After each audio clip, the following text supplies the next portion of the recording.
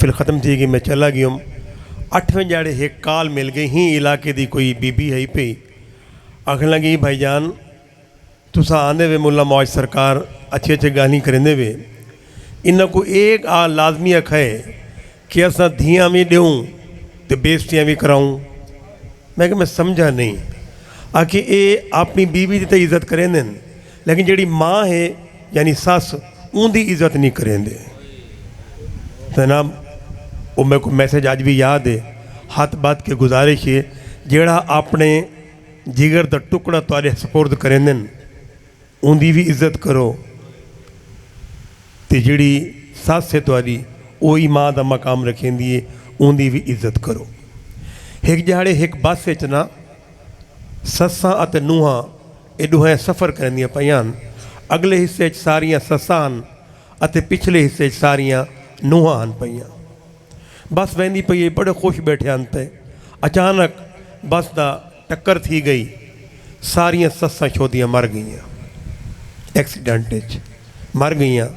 हुण नूहां शोदियां ज़ारो कतार रोवन पईयां, उन चो एक नूं बड़ी रोवे पई, ॾाढी रोवे पई। कहीं पुछया अड़ी धिया ते को अपनी सस नाल एडा प्यार है जो तू एडा रोंदी पई है? आदि भाई ये गाल नहीं, मेरी सस तो आई कोई नहीं।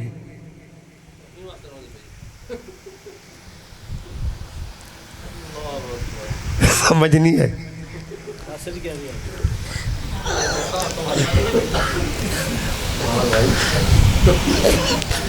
तो सस्सा की इज्जत की थी करो, कोई पता नहीं कहीं भी टाइम अल्लाह ताला करम कराए। एक थोड़ी जी मज़ाक की गाल आई, खलीफा साहब समझ गए जेडे हाली तक खेलते कंट्रोल नहीं कर सकते पे, लगते आपको भी अपनी सस नाल बड़ा प्यार है पिया, माशाअल्लाह इकरार करेंगे पे कि वाकई है सही।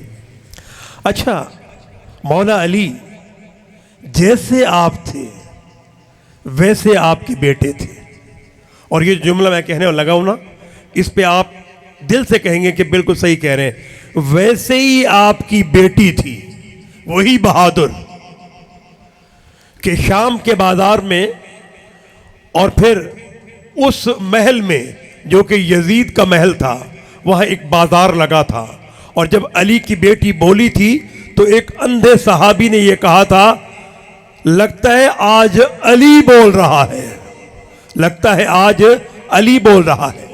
आज इस महफिल में 26 मुल्कों के सफ़ीर मौजूद हैं, 26 मुल्कों के सफ़ीर मौजूद हैं, और वो सफ़ीर बादशाह से एक ही सवाल कर रहे हैं। क्या सवाल? कि ऐ यजीद ये तो बता आखिर क्या कसूर था तेरे नबी के नवासे का कि तुमने शहीद कर दिया? तो भी जवाब सुनिए, कहता है वो मेरे इख्तियार को तस्लीम नहीं करता था, वो मेरे इख्तियार को तस्लीम नहीं करता था। जब ये बात हजरत ज़ैनब के कानों में पड़ी तो आप यूं उठी जैसे आयत कुरान उठती है, कहा बेशरम खामोश।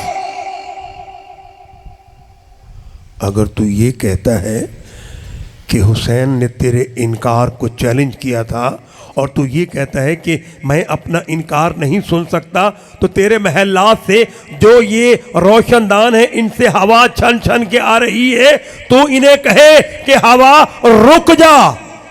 कहा मैं नहीं रोक सकता क्योंकि मेरा इस पे इख्तियार नहीं। कहा अच्छा बस तेरा यही इख्तियार है, चल यूं कर कि तेरे महल में ये जो घोड़े खड़े हैं, कभी एक पाँव उठाते हैं वो रखते हैं, दूसरा पाँव उठाते हैं वो रखते हैं, टापों की आवाज़ आती है, शोर होता है, इन्हें कहे कि अपनी टापों को रोके। कहा मेरा इख्तियार नहीं है, बस कहा तेरा यही इख्तियार है। चल यूं करते हैं, ये जो ऊँट खड़े हैं इनके गले में घंटियां बंधी है, ये जब अपनी गर्दन हिलाते हैं तो घंटियों की आवाज़ आती है, एक शोर उठता है, इस ऊंट को कहे कि रुक जा। कहा मेरा इख्तियार नहीं है। कहा तो फिर अब हमारा इख्तियार देख, और बुलंद आवाज से कहा उसको रुक जा, उसको रुक जा।